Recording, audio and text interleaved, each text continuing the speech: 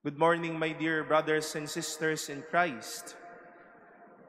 A blessed Sunday to all of you and welcome to our Eucharistic celebration, this fourth Sunday of Easter, which we all call, as I've said a while ago, the Good Shepherd Sunday. At sa ligumpong ito ay sana po ulanin din po natin ang langit ng ating panalangin para po sa ikadadami ng mga taong tutugon sa Panginoon sa tawag bilang maging pari, maging relihiyoso at relihiyosa. Lalo po siguro sa mga kabataang naririto po ngayong umagang ito at sa inyo pong mga anak na sana po ay kanila ding makonsider ang tawag ng Panginoon. But before that, may I begin this reflection? Sino po sa inyo dito ang may mga bagay na may mga pagmamay-aring mga bagay dito na precious sa kanila? Mga may-ari ng lupa, ng bahay, ng sasakyan, no? Siyempre walang aamin. Baka po malaman na may lupa ako, magpag-awayan pa yan mamaya, Father, no? Lahat po tayo, we all have our own possessions, something that we all own. You own a house, you own a precious thing that you saved, or a precious thing that you bought from your first salary, something generally that you own. And when you own something, it is not only us keeping it or maybe us using what we own. But when we own something, hopefully you own it, you keep it precious because this is special to you. Napaka-halaga nito. May tinatawag nga tayong may sentimental value ito sa iyo. You do not keep something and own it because you just need it. But because you own it, you care for it, you love it very much. And my dear brothers and sisters, this Good Shepherd Sunday, the good news for you and for me is also this, that all of us are God's special possessions. Inaangkin at pagmamay-ari tayo ng mabuting pastol na ito. At kahit man may mga tila, mga bayaran, the hard man that Jesus is also sharing with us today in our gospel. This hard man would not own something. He may even snatch those who are not of his own. But the Good Shepherd brings you this good news that you are his, that we are his. Sa kanya tayo. He owns us because He does not need us alone. But He owns us, as I've said, because He takes a good care of us. Pagmamay-ari tayo ng Diyos dahil hindi tayo kailangan lang ng Diyos. Pero dahil mahal niya tayo at espesyal tayo sa Kanya. We have a lot of consoling characters of this Good Shepherd. This Good Shepherd knows his sheep. He is ready to lay down his life for them. He leads them. Hinahanap niya yung iba pang mga tupa na nawawala. Iniingatan niya yung kanyang mga tupa. But today's gospel would lead us to this shepherd who has a special way of owning. Hindi mapang-angkin na parang na parang sinasakal tayo at ayaw tayong maging malaya sa buhay na ito. But a way of owning, as a way of caring. As if the Lord is always telling each and every one of us, inaalagaan at minamahal kita dahil akin ka. May mga umaangkin po kasi sa atin, but would like to be that hired man who would not own his sheep, would leave his sheep away. And when things are already done, dahil nga bayaran, ay bahala ka dyan mag-isa mo. Iwanan na tayo. Nagawa ko na yung gusto ko sa'yo eh. Mga mang-iiwang pastol, mga tinatawag nga po nating user. Mga taong kapag sa oras ng pangangailangan, hindi tayo pinaninindigan.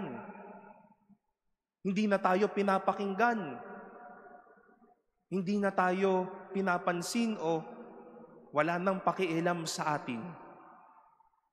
At ayan po ang mga pastol na ayaw natin. Not only to us, your shepherds, but to shepherds around us. To shepherds given a special responsibility to take care of us in and out of the church. Dahil ang alam nating mabuting pastol, inaangkin tayo para hindi tayo alalain, pero para tayo ay mahalin at alagaan ng todo-todo. This is the God that we all have, my dear brothers and sisters. The Good Shepherd that we all have. The Good Shepherd who is ready to say, inaalagaan at minamahal kita dahil akin ka. Kung ang nang-aangkin sa atin ay mang-iiwan, user, walang pakialam, walang ginagawa, hindi yan mabuting pastol. Hindi yan para sa kapakanan natin. He owns so that He Himself will also benefit. And again, that is not the Good Shepherd that we all need. That is not the Good Shepherd that we have. But the God, the Good Shepherd who owns us, loves us and cares for us so much. And today, as I've said a while ago, every fourth Sunday of Easter, more than a very special day as a Good Shepherd Sunday, today is also the World Day of Prayer for Vocations. And let us storm the heavens with our prayers for vocations, that God may send us shepherds who are not hired men, but shepherds who are good, who owns people and takes care of people. More than praying, let us also support vocations. Marahil, madami po kayong mga kakilalang pari, mga madre, mga nasa seminaryo o mga nasa kumbento. Alam niyo po, mahalagang bagay na naririyan po kayo sa kanila. That you are there to encourage and inspire them to continue. Dahil hindi naman po, 13 taon po ako sa loob ng seminaryo at hindi po talaga madali ang mapalagay sa paghuhubog. Encourage them and be a good shepherd to them. Kasi po may mga tumutulong sa mga seminarista, sa mga nagpapari, na parang bayaran din. Oh, ito tulong ko sa inyo, basta magpari ka. Kapag hindi ka naging pari, hindi na kita kilala. No? Sana po medyo mabawas-bawasan na yung mga ganong tao. But these men and women would need good shepherds like you who would own them, who would take care of them, support them, and pray for them. And pray as well for those who responded, to deacons, priests, bishops, sisters, religious men and women. At mamaya pong hapon, our cathedral will once again witness the ordination of four candidates for the order of deacons. Pray for us who responded. Yes, you expect that we are to be good shepherds, but we also need good shepherds like you, who would own us as well, would pray for us as well, and support us as well. And more than that, I encourage young people who are here, also those who are watching us via online, to consider the call of the Lord, of this Good Shepherd. Alam niyo po, pinagninilay-nilayan ko, hindi lang po marahil sa relasyon ng lalaki at babae ang mga what ifs na iyan, no?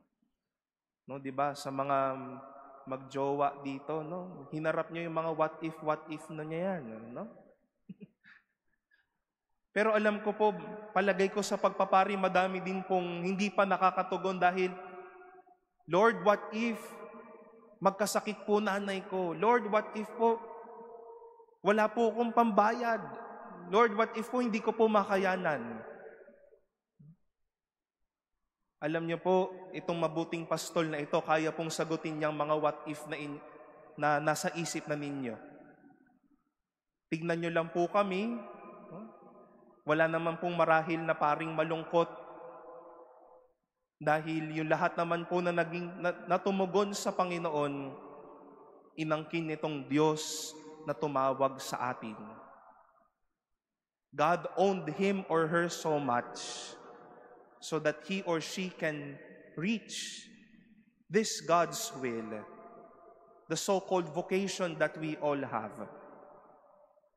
God owned me so that I can be his priest, unworthy as I am, sinful as I am. God has been calling people to be his priest, to be his religious, because he wanted him to be his own. Sabi nga po nung isang kaibigan kong pari, wala namang tinawag ang Diyos na kanyang pinabayaan.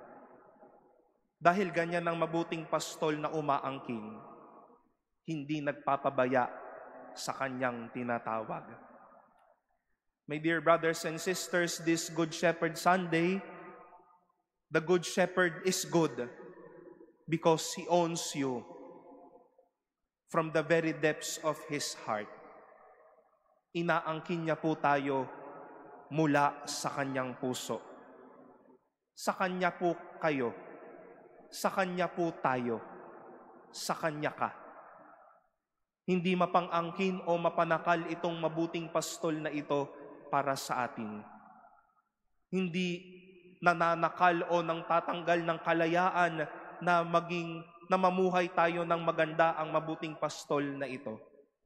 Hindi bayaran itong mabuting pastol na ito na iiwan na lang tayo basta-basta. Sa bawat isa po sa atin, sa kanya po tayo dahil mahalaga tayo. Sa kanya ka dahil mahal ka ng Diyos.